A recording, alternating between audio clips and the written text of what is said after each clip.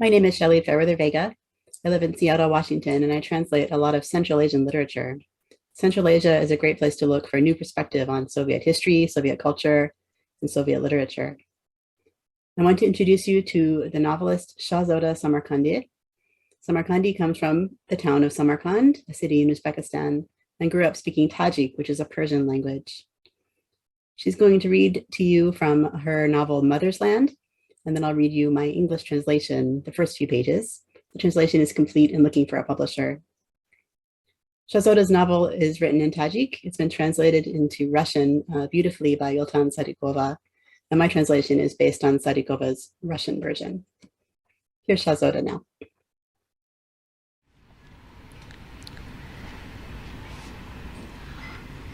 مادر در نیمروز تابستان کنار مزرعه رو به آسمان خوابیده است. در حالی به دنیا آوردن من است. کنارش مردی فربه راست راه می رود و کاری هم از دستش بر نمی آید. این رئیس کالخازی ماست. دندان به دندان گذاشته و نه فریادی می کشد و نه آهی در می آرد. خوب نیست در حضور مرد ضعف خود را نشان دهد. از رئیس خواسته در همین دوروبرها باشد ولی نزدیک نیاید. خوب نیست، مردم حرف میزنند.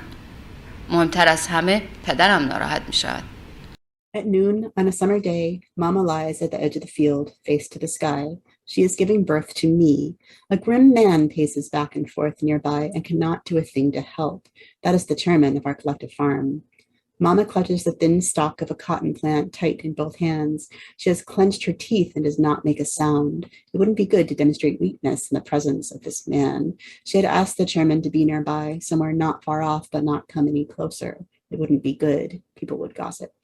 Most importantly, my papa would be angry if he found out some man had looked up his wife's skirt. My sister runs up, sobbing, and lets everything she managed to carry here tumble down onto the ground next to Mama. Mama is now lying quietly, legs and arms outstretched, protecting the thing she has nestled in her skirt. She spreads a kerchief on the ground and places me on top of it. From the other edge of the field, an old woman approaches, limping slightly, and the chairman helps her across the canal. She lifts her trembling hands to the heavens and begins praying loudly. This is all that my sister remembers of the scene in which I made my first appearance. And the old woman, even though she arrived too late to help Mama, still considers herself my midwife. She says, "When I got there, you were on a green kerchief, belly button still tied to your mother, like you had grown straight from the ground, and you were exactly the same color as a pumpkin." My midwife nicknamed me the Wild One. She always said, "The earth was your first cradle, and the sky was the ceiling over your head. You will never be tamed." The kolkhoz chairman is convinced that if he hadn't come to my mother's assistance, I would never have survived. And the midwife thinks the same. But Mama says I pushed myself out with nobody's help, without too much torment and pain, and took in the view of the sunset from between her legs. Mama always takes a poetic view of everything around her. Exactly the opposite of me. I'm a realist, like Papa. Maybe because I've never seen life act with any courtesy. I was born in a field like a pumpkin. Then I was planted on an old kolkhoz tractor and brought home. Is that any way to begin a human life? If that's how a person begins, how can she expect to end? God help her. But it's the truth that when I got older, they handed over the farm's only tractor to me, all because of this story. Not any of the strapping young men, but me, a skinny, awkward little girl. The reasoning was that ever since my birth, the earth had been more fruitful, and we'd been meeting the annual cotton quota on time. My arrival brought joy and good fortune to everyone, except myself. I lift my head from the notebook. 40 years have passed since these notes were made, and in so many years, my mother had never shown them to a stranger until today, when the Russian man walked into our house and ignored the cup of tea I brought him. He looked at the teacup, then at me, then at my mother, and then at the cup again. When I had brought him that cup, my other arm folded across my breast in respect. The tea in it had been almost boiling.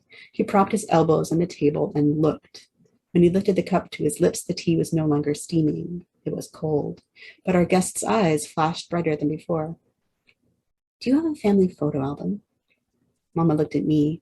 "He'd probably like the diary instead, wouldn't he?" she asked. I nodded. "Go and get it."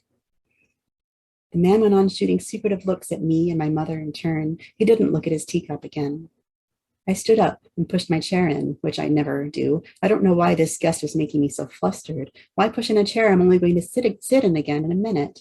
Mama was agitated too. There was a person sitting across from her, taking a lively interest in her. Our guest looked through the whole diary, beginning to end, and handed it to me. Read some. I started to read on the very first page. At noon, on a summer day, Mama lies at the edge of the field, face to the sky. She is giving birth to me. The man lifted one finger. I stopped reading. I translated into Russian for him without waiting for him to say anything. He looked at Mama. He kept looking for a long time, as if he wanted to read all the wrinkles on her face. Is it the truth? Mama nodded. Everything in there is my own life story.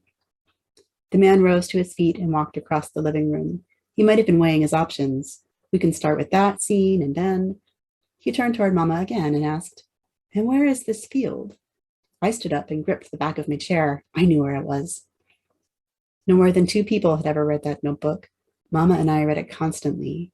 When Mama felt sad, she took it out and reread the passages about her mother. But I liked to read the chapters about her. Again, I wondered about the young poet. She has never told me who the young poet was. Do I know him? Is he still alive? Her only answer when I ask is that he was a poet who was young back then. She didn't like it when I pressed her. So much has happened since then, she used to say. It's better to let it lie in the tomb of time. The Russian man came here to open that tomb.